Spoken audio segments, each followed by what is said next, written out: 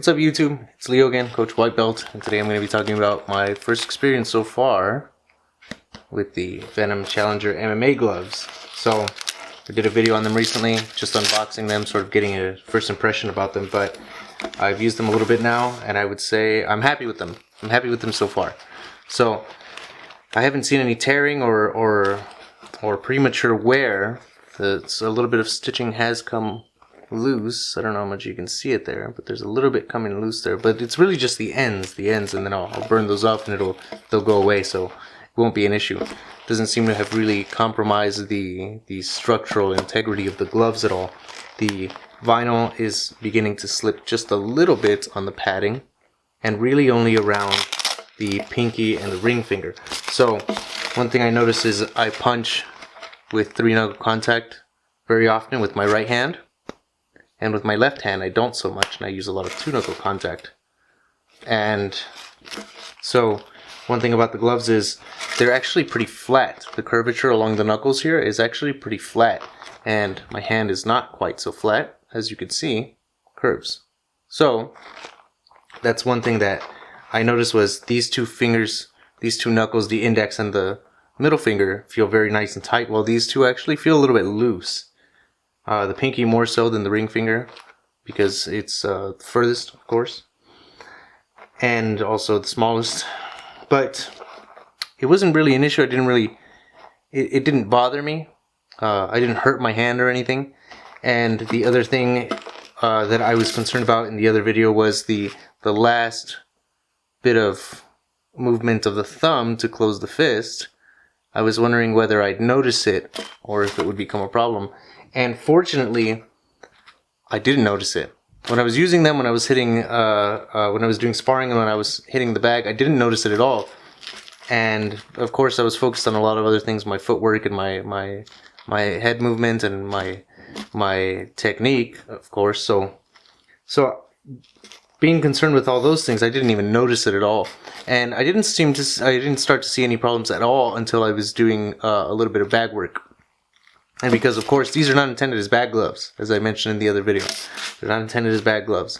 So when I was doing sparring, it's mostly light contact, and as a result, I didn't see any issues at all with the gloves. And then when I started to do a little bit of bag work, I did notice a few things, which were, of course, that it's a little bit softer here than it is here.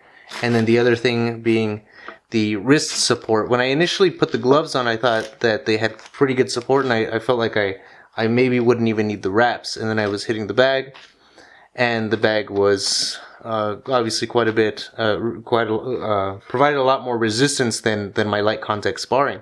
And so I did feel like I needed the wraps to support my wrist a little bit more, even though I had initially thought that the gloves would likely be enough.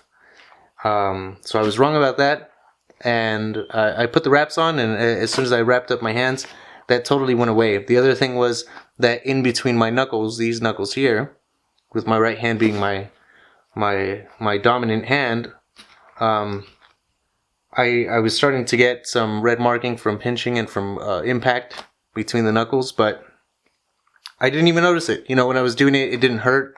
I didn't feel any discomfort or anything. It wasn't until after the fact that I took the gloves off to put the wraps on that I noticed that happening, and then once I put the wraps on, it for the most part went away, so it's not really much of an issue. The other thing being the way that you wrap your hands around, your fingers around in the palm-to-palm or gable grip.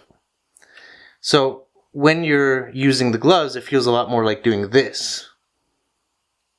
And when you're not wearing them, you can really wrap around, which I imagine is why in a lot of MMA fights, when you see somebody get their hands close enough that they could do a palm-to-palm grip, they resort instead to the S-grip, because the S-grip feels just as tight with the gloves on as without them, but the gable grip, the palm-to-palm grip, does not. It feels just a little bit looser than what the S-grip does. Still not a bad grip, but not quite as good as it is without gloves. When you're doing like wrestling or no-gi jiu-jitsu, the gable grip is sort of the go-to, and then the S-grip is... well, there are various uses for it, but one of them is if you can't reach the palm-to-palm grip, you grab the S-grip. And with the gloves on, I imagine you're going to be S-gripping all day. So the gable grip is not that it's useless, but it's not quite as effective, and I would say that the S grip is better. But otherwise, I would say I'm really happy with them for $34 plus tax. I have no complaints about them. These few minor, I'm trying to find issues with them to sort of report back to you guys. And those are the very minor issues that I've had. And honestly, like I said, during actual training, I didn't notice it at all. So I wouldn't even say they really are issues. And I wanted to mention, I'm going to be making a couple more videos. One of them being on the Venum contact shin guards, which I also purchased, and they've already arrived. So I'm going to be doing a video about those.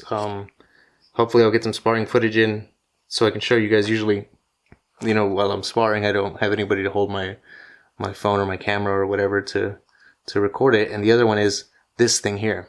So this is a little corner from the Meister X-Thick, the Meister MMA X-Thick grappling mats, MMA mats. And I don't know how well you can see this little square, but it's got two sides. And it's got two different patterns. So it's got this side. And it's got this side. This side feels more likely to give me blisters than this side. Not that I really get blisters from mats anymore, being on the mat so much, but I would say this side would be the one to do it, if either of them. But I'll be doing a review on them, and I've been using them for a little bit now.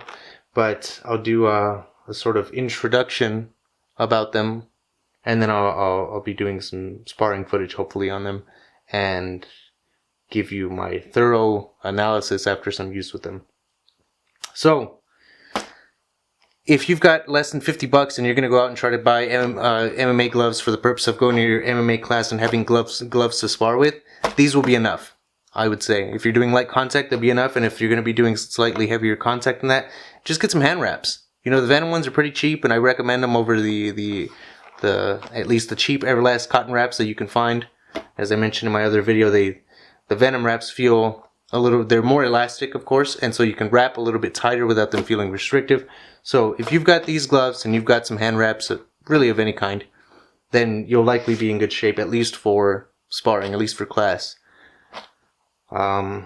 So anyway, I would totally recommend them. I'm happy with them so far. I'll give you updates if they start to tear or anything. I'll let you guys know. But until then, thanks for watching, and I'll see you guys in the next video. Thanks.